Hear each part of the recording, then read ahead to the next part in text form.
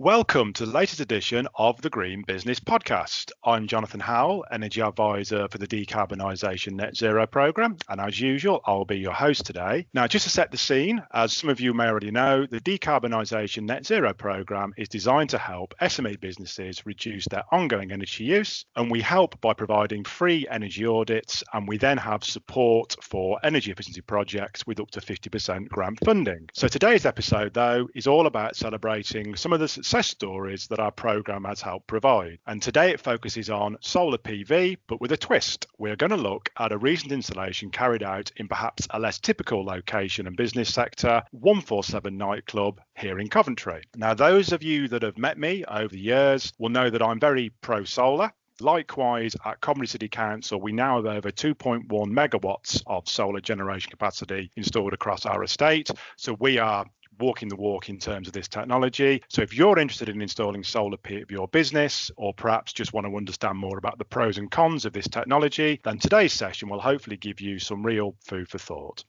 So to help me with our discussion, I'd like to welcome today's guest, Chris McTurk from 147 Nightclub. Welcome, Chris. Hi, Jonathan. Thank you for having me on. No problem at all. Thanks for joining. So just to kick things off then, just to sort of set the scene initially, can you give me a bit of background to you as a businessman and also to your business, please? Yeah, sure. So ever since I turned 18, I was always in and out of bars and nightclubs working. Likewise, yeah. So I spent time managing a few bars. So I was at All Bar One in Birmingham. And then more interestingly, I was at a massive nightclub in Bulgaria called the Happy Viking. It held about 3,000 people, so that was intense. Funnily enough, that would be a good place for the solar, actually, Bulgaria. Good point. Yeah, we'll perhaps try and grow the program. Yeah. But anyway, So I finished in Bulgaria. I came back and I actually finished my studies in Manchester Uni doing business studies.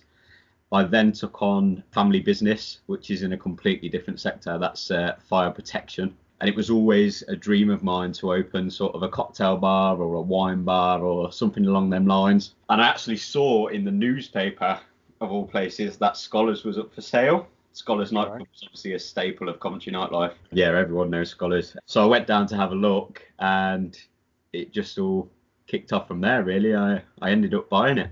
When was that? What year did you actually buy it in? That was in February 2021. So stupid or brave, you choose.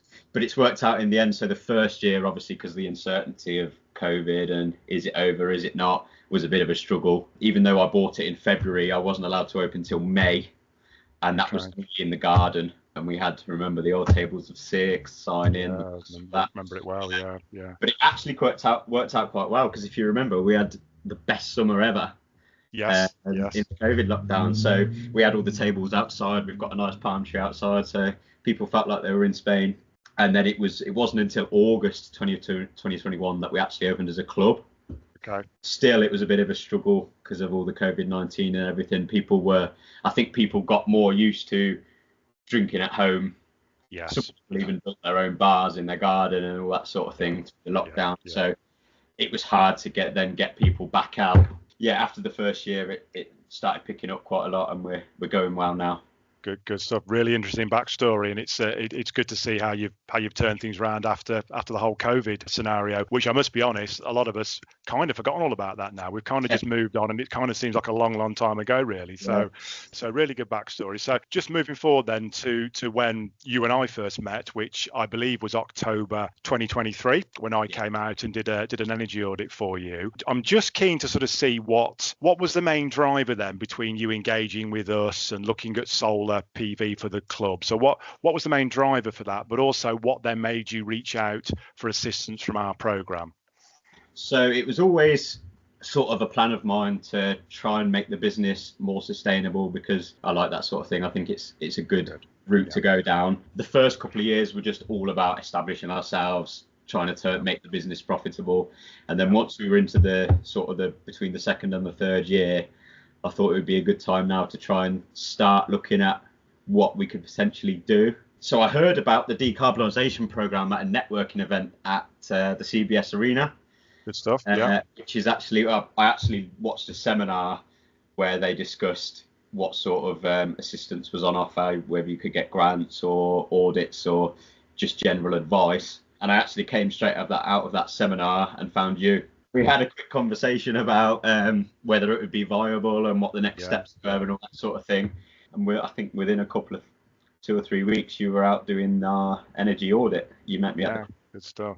We went through all the options. We went through energy bills, our suppliers, all that sort of stuff. And then, it all came from there. Yeah, so obviously from that then, just to explain to our audience, myself and Chris worked on the energy consumption on site as was, but also what Chris was looking to do. I then provided the energy report for him, and that sort of tried to give key commercials effectively in terms of what the savings would be and what the sort of key bits behind it would actually be. Can you just talk our audience through, if you got them to hand, what the sort of figures were in terms of what the savings were, what the cost was, and so on, if that's okay? Yeah. So the project was we actually installed 43 solar panels on the roof. Yeah. And we also installed 21 batteries, which I think we're going to get onto in a minute. The capital cost of the project was just short of 50,000, between 49.5 and 50,000, and 50% of that was covered by the Decarbonisation Net Zero Programme, which is obviously a massive help. That's a huge outlay for a young business like us with the assistance that we got. So it probably would have never happened. We worked out an estimate that the project would save us about £7,000 a year in electricity costs, which makes the payback time only 3.5 years. And then considering I've got at the time I had 6.5 years left on my lease, it's a bit of a no-brainer, really. It lined up nicely, didn't it, really? And I think from memory, correct me if I'm wrong here, but I think you were due a rate increase as well when we started to talk. So I think when I first met with you, your rates were really good, actually, but they were round the corner with something pretty horrible, if I remember rightly. Is that right? Yes, in April 24. So we had, I got very lucky when I first took over and got a 3-year fixed tariff, which was very, very nice rates. And that came to an end in April 24, or April this year. Yeah. So it was a bit of a panic as to what we're going to do about that, because the energy bills are high enough as they are, and we were looking at more than double, maybe even close to triple outgoings per month just on electricity. So I think the key metrics that you flagged in terms of the savings and the payback would have been even more positive than if we would have taken into account the potential new rates as was around the corner, wouldn't they? So it just shows you the benefits, the drivers behind why these sort of projects work so well for a business like yourself. Fantastic. So just talking personally, I've done this job for a number of years, as you well know. Your project was a really interesting one in my opinion, and particularly for two main reasons. First of all, most of the solar support that I've given, and I don't want to talk for everyone in our program, but that I've given, tends to be manufacturing, factories, that kind of sector where they've got a huge roof space, they've got a massive daytime usage, so they can flood their roof with solar, they can provide a lot of their sort of daytime usage with solar panels, and it works very, very well. And also, your sector we hadn't really given much support to in the past, so it's nice to get involved in a different sort of area. So obviously, based on your specifics, your project had to have a lot of battery storage, basically. So could you just talk me through, or talk us through, why that was so key in terms of your specific requirements, if that's possible? Yeah, so obviously as a nightclub, we're open when the sun's down. Yeah. So it's all well and good collecting the solar through the 43 solar panels, but if there's no one here and the building's closed, it's not really going anywhere, is it? So the batteries were essential to store that solar energy throughout the day to then be used at night time. I don't know if this is going to be on video or just audio, but you can see the batteries here behind me, 21 of them there. So obviously, so they collect the electricity through the daytime. They then store it until the weekend, when we then drain the batteries out and use it while we're open. And are you nearly 100% self-reliant out of interest, and therefore are you one of the first clubs in the Midlands maybe, or in the UK, that is 100% nearly solar powered? So over the summer we were at about 92.5% self-sufficiency rate. Brilliant. So only about 7.5-8% of our energy consumption is coming from the grid. We've actually changed some settings just this week now for the winter. So the batteries will now charge from the grid at night time. Got it. Yeah. And you will use that power in the day. So even though we're not charging them with the solar power, we're getting a cheaper rate by charging them at night time, and then use that power in the day when the tariffs would usually be higher. that's another option for the winter that you can go about it that way.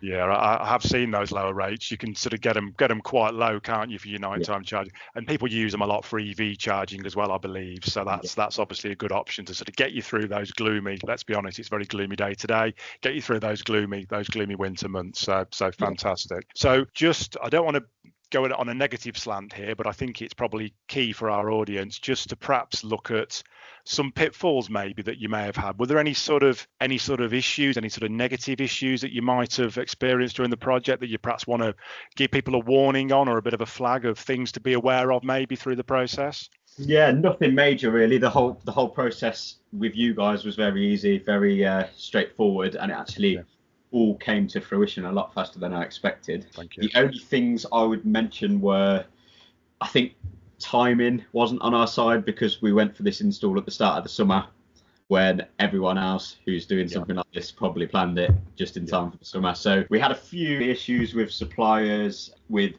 getting installers booked in time, which delayed things slightly, but in the end it still got done fairly fast, in my opinion anyway. And then lastly, the only issue we had after the install was complete was just getting our supplier to help us out with an export tariff. So obviously through the summer we were generating about 100 kilowatts a day, because we've got perfect position for the sun all afternoon here. And once the batteries are 100% charged, that power is obviously going back to the grid. Our meter wasn't capable of supplying export tariff readings, which made it hard to set up an actual tariff where we were then making money back for the energy we're providing back to the grid. We have pretty much got that sorted now, but our supplier in particular was a little bit reluctant because they don't deal with solar usually to help out with that. So we've actually had to go down the route of going with a different supplier our exporting and our current supplier for importing, which makes things slightly more complicated, because if you had the same supplier, it would just come off your bill. Yes, of course. Obviously, we're paying for our imports, and then our exports are coming from somewhere else. So out of interest, have you got any indication of what that revenue stream will be once it's properly set up? Have they given you any sort of guidance on that? Just as a curious question. I still can't give you that 100%. Definitely a decent chunk, especially in the summer. Where I'm going with that, it's another positive to the whole box tick for the benefits of solar, basically. So obviously, so it's worth doing, and I think overall it just shows. And I say this to people a lot when I'm guiding them through it. Choose your supplier wisely, basically. Do your due diligence and get some referrals, and make sure you're dealing with somebody that can sort of walk you through the issues professionally. I think, as I'll say. There's plenty to go back out as well, because I mean our batteries are capable of holding about 65 kilowatts, I think. And on the nice days throughout the summer, we were generating 100 a day. So it takes a day for them to be charged, and then after they're fully charged, all the rest of that energy is going back all week until we open on the weekend. Yeah, good stuff. Thank you. Well, overall, we all see the news. We know it's a difficult time for hospitality in general. We know footfall's down and so on. So we've talked a lot about the cost saving benefits and the commercials and so on, how well this sort of stacks up. But I'm just keen to sort of see, or keen to hear your thoughts on whether you've had any other benefits from the actual array. And I'm thinking maybe, it's been well promoted in Coventry that you've done this installation. Have you seen improved footfall? Is your target demographic interested? Because it's more of the younger people, unlike me. The younger people, maybe are they interested in more? Is that driven more interest to the club and more footfall, for example? Yeah, so first of all, an advertising basis, I guess. We've had articles in the newspaper, we've had articles on LinkedIn, Facebook, Instagram. It's really helped us get the word out about what we've done, and obviously promote the club at the same time. Very much so with students. We have a lot of students come down here and sort of ask and are interested about what we've done with the solar power, because students are very, very mindful of climate change. As you probably know, it's quite a big thing in universities. Even when I went to university 10 years ago, it was a big sustainability was a big part of every single course you did. So it's hard to say whether they're coming just for that, but they're definitely a lot more interested in what we're doing. And lastly, we've actually had some meetings with a TV studio who are coming to Coventry that only work with sustainable studio space. So they're expressing quite a big interest on using the venue. Brilliant. Filming something. I'm not sure what it'll be yet. Okay. And then related to that, one of the guys that works within that studio company, he's only a young lad. He has an event company where they do sustainable events. Okay. So he was very interested in using us for his next event, which I think is going to be in about February, March time.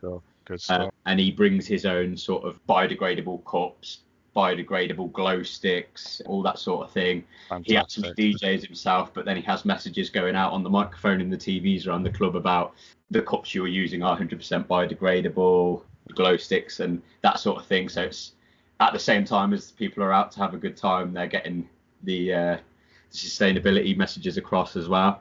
Sounds up my street. So what I'm going with that is it's really good to see there's a lot of soft benefits around this as well. You're obviously getting into new markets. You're getting a lot of interest because of what you've done. And I think presumably it's strengthening the brand and strengthening your position moving forward, isn't it, as well? So it's making you more stable and more viable, basically, which is fantastic. So just on that then point, just expanding a bit on that, what's next for 147 Nightclub then moving forward? Are you looking at anything else on site to help improve your carbon footprint, maybe, or anything else in the pipeline, both with the fabric of the building or sort of on your sustainability policy, maybe? Yeah, so we have got a sustainability policy going forward. So we're looking at sort of next year, latest 2026, to remove all glass and replace with cans in the fridges. Yes, yeah. Purely because cans are, one, easier to recycle, two, lighter weight in the bins and the recycling bins. Yeah.